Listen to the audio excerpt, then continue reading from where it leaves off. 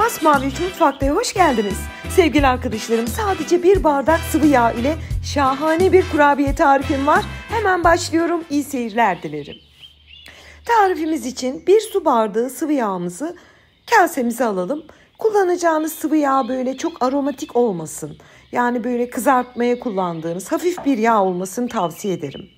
Yarım su bardağı pudra şekeri. Bu arada pudra şekeri nasıl böyle bir havalandı, dumanlandı, anlayamadım gitti. Sonra 2 su bardağı unumuzu ekleyip şöyle bir spatulamızla güzelce karıştıralım. Bu arada hemen püf noktalarını şöyle etap etap sizlere vereyim. Pudra şekeriniz böyle topaklanmışsa mutlaka elekten geçirin. Yoksa işiniz çok zor olur. Kurabiyenizin içinde tıkır tıkır gelebilir. Pürüzsüz olsun. 2 su bardağını ekledim. Şöyle bir spatula ile kabaca toparladım. Daha sonra yarım su bardağı daha un ilave edip elimle yoğurmaya başlıyorum. Şimdi sevgili arkadaşlarım, bu tarifimizde tereyağı, yumurta, yoğurt, süt hiçbir şey yok. Sadece 3 malzeme olduğu için yoğurmanızı 2-3 dakika tutun. Yani böyle sertçe yoğurun ki un birazcık gluteni salsın ki biraz hamur kendine gelsin.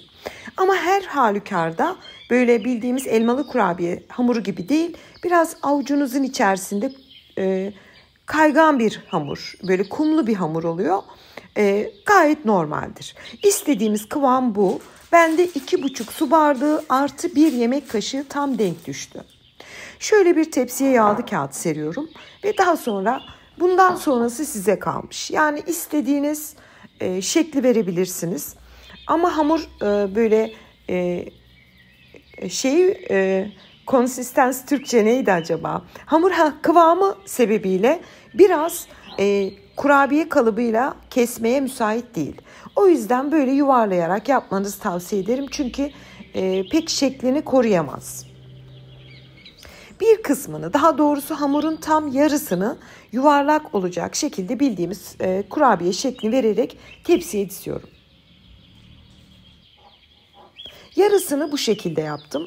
Şimdi diğer yarısını sevgili arkadaşlarım, bir izleyicim sormuştu. Aslında ben bu 3 malzemeli kurabiye tarifimi daha önce vermiştim, sanırım birkaç yıl önce.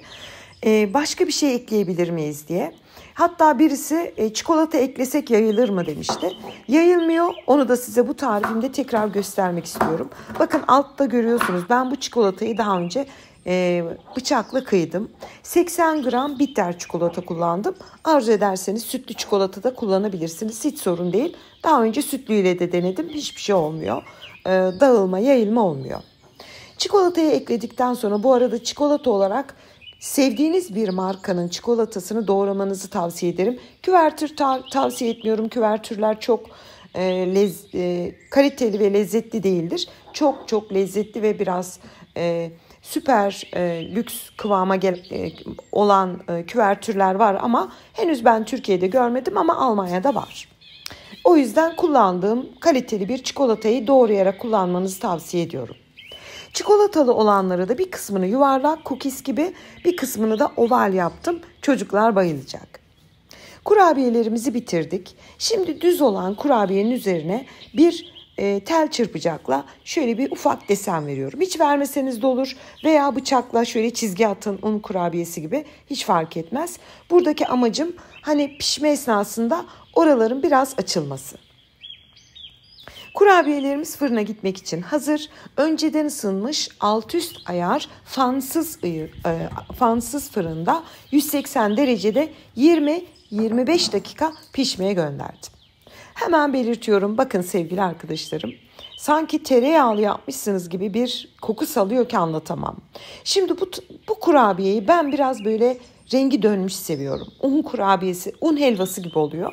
Ama tabii ki 15 dakika durdurup daha açık bir renkteyken de çıkarabilirsiniz. Hiç sorun yok. O zaman daha da un kurabiyesine benziyor. Şöyle size gösteriyorum. Dağılma yok, çatlama, patlama, yayılma, hiçbir şey yok. Yumurta kullanmadık, hiçbir şey kullanmadık. Çikolatalı olanları tele aldım. Sade olanların üzerine de arzu ederseniz tarçın ve pudra şekeri karışımı serperek bitiriyorum. Şimdi sevgili arkadaşlarım, bazı izleyicilerimin yumurta alerjisi var. Bazıları tereyağı kokusunu sevmiyor.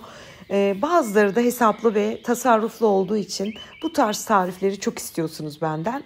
Artık sizin sebebiniz neyse severek yapabilirsiniz. Hani öyle 3 malzeme ama kahvenin yanında inanın ki 5-6 tane yiyorsunuz. Böyle inanılmaz bir lezzet. Lütfen hemen kalkıp deneyenler yorum olarak bildirsin ki referans olsun. Sunum için hazırlandık, süslendik ve büyük bir zevkle doku testine geçiyorum.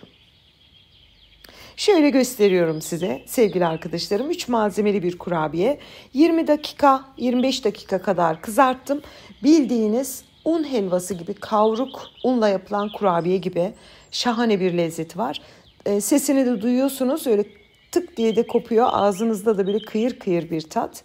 Bu da çikolatalı cookieslerimiz. Bunu da çocuklar çok sever diye düşündüm. Ben çikolatalı yaptım ama arzu ederseniz çikolata yerine ceviz, fındık, badem hepsini ekleyebilirsiniz. Vanilya şekeri ekleyebilirsiniz, limon kabuğu ekleyebilirsiniz. Artık buradan gerisini sizin hayal gücünüze bırakıyorum. Şimdiden yapacak herkese afiyet, bal, şifa olsun diyorum. Yeni tariflerimde görüşmek ümidiyle. Hoşça kalın.